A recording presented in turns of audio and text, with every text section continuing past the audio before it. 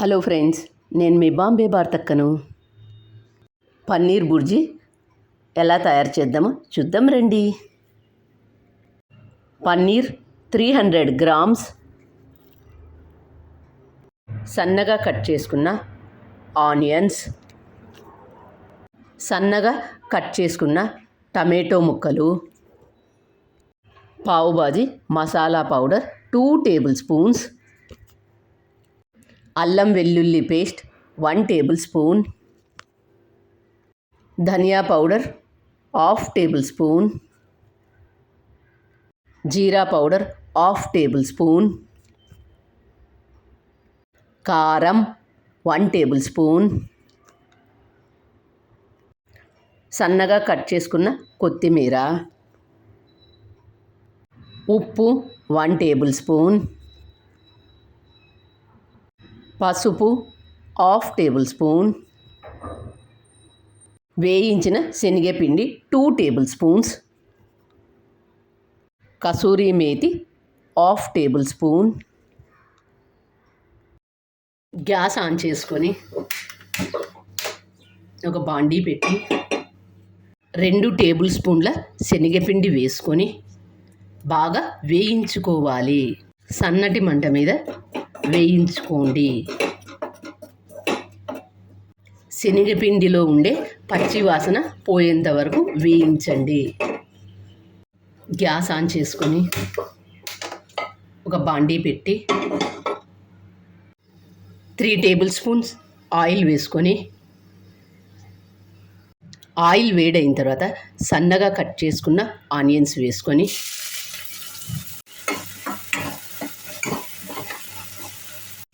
Onion వేగిన తర్వాత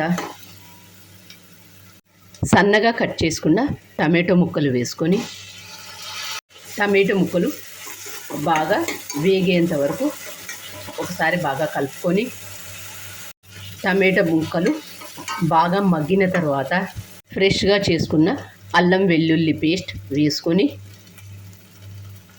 అల్లం వెల్లుల్లి పచ్చి వాసన పోయేంత వరకు బాగా వేయించుకోవాలి.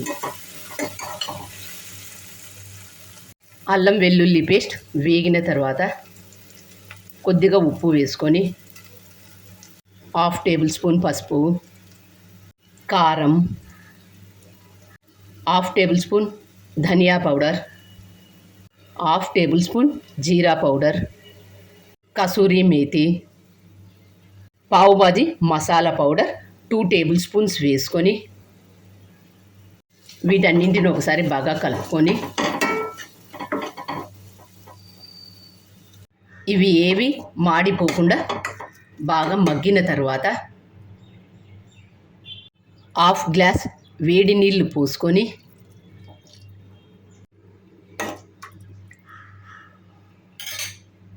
త్రీ 300 గ్రామ్స్ పన్నీర్ను ఇందులో గ్రేట్ చేసుకోవాలి.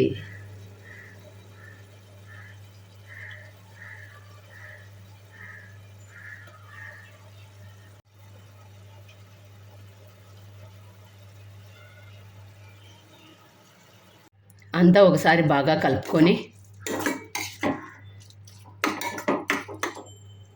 ఇదంతా బాగా మగ్గిన తర్వాత ఒకసారి ఉప్పు చెక్ చేసుకొని, ఉప్పు సరిపోకపోతే కొద్దిగా వేసుకోండి.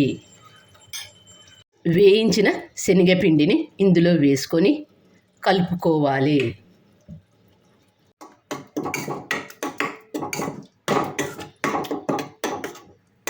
శనగపిండి వేసిన తర్వాత 1 నిమిషం పాటు బాగా మగ్గించుకొని, ఉప్పు కారం సరిపోయినది లేనిది ఒకసారి చెక్ చేసుకొని గ్యాస్ ఆఫ్ చేసుకోవాలి.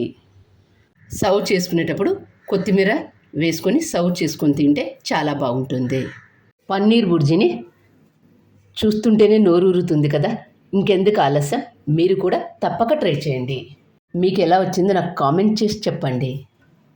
పన్నీర్ బుర్జీని ఇలా కుల్చాతో కానీ, చపాతీతో కానీ, పూరీతో కానీ సర్వ్ చేసుకొని తింటే ఎంతో బాగుంటుంది.